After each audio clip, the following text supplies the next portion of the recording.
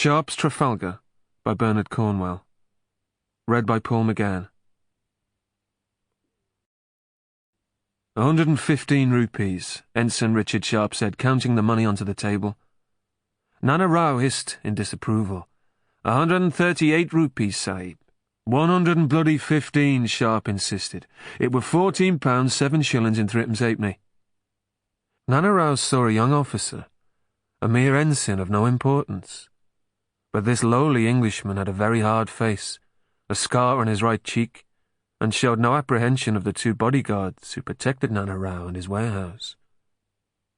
115, as you say, the merchant conceded. I get older, Sahib, and I find I cannot count. You can count all right, Sharpe said, but you reckon I can't. But you'll be very happy with your purchases, Nana Rao said, for Sharpe had just become the possessor of a hanging bed, a teak travelling chest, a lantern and a box of candles, a hogshead of arrack, a wooden bucket, a box of soap, another of tobacco, and a brass and elmwood filtering machine, which he'd been assured would render water from the filthiest barrels stored in the bottommost part of a ship's hold into the sweetest liquid.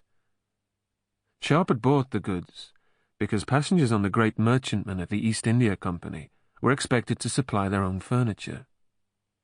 You will leave the goods here, Nana told Sharpe, and on the day of your embarkation my cousin will deliver them to your ship, and when you are happily arrived in London you can sell the items for much profit. Which might or might not have been true. But that same night, Nana Rao's godown was burned to the ground, and all Sharpe's goods were consumed along with Nana Rao. Another godown not 300 yards from Nana Rao's did a fine trade, as passengers replaced their goods at prices that were almost double those that Nana Rao had charged. Richard Sharpe did not buy anything from the second warehouse. He'd been in Bombay for 5 months, and had explored the city, finding companionship in the alleyways. And it was one of those acquaintances who, in return for a golden guinea, gave Sharpe information worth 115 rupees. Which was why, at nightfall, Sharpe was in another alley in the city, wearing a cloak thickly impregnated with filth. He joined a score of beggars, some horribly maimed, who, along with almost 100 petitioners, gathered in the courtyard of a house and awaited the pleasure of the owner, a wealthy merchant called Panjit. After he'd eaten his evening meal, Panjit, resplendent in yellow silk, appeared on the veranda together with a second man, this one dressed in red silk.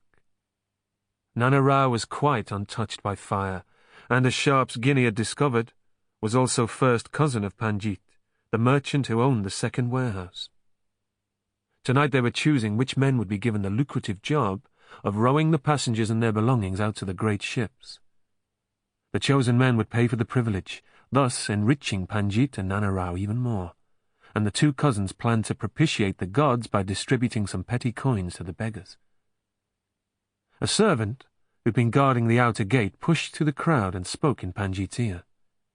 For an instant the merchant looked alarmed, but then he whispered to Nana Rao, who just shrugged.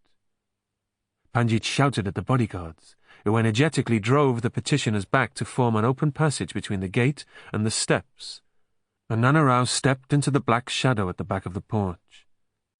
There was a commotion.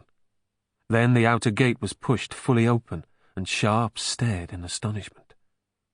A group of British sailors stood there, led by a naval captain, resplendent in cocked hat, silver-buckled shoes and slim sword. He took off his hat, revealing thick blonde hair, smiled and bowed. "Do I have the honour of coming to the house of Panjit Lashti?" "This is the house," Panjit said in English. The naval captain put on his cocked hat. "I have come," he announced in a friendly voice, "for Nana Rao and my money. My name is Captain Joel Chase, of His Britannic Majesty's Navy, and I would be obliged if Nana Rao would come with me." "His body was burned," Panjit declared, "and his ashes have gone to the river." "He's no more dead than you or I," Chase said, then waved his men forward. He'd brought a dozen seamen who carried thick staves. Their leader was a huge man whose bare forearms were thick with tattoos, while beside him was a Negro every bit as tall. "You will leave my house now! Go, or I will summon authority," Panjit insisted. Chase turned to the tattooed man. Sample complete. Ready to continue?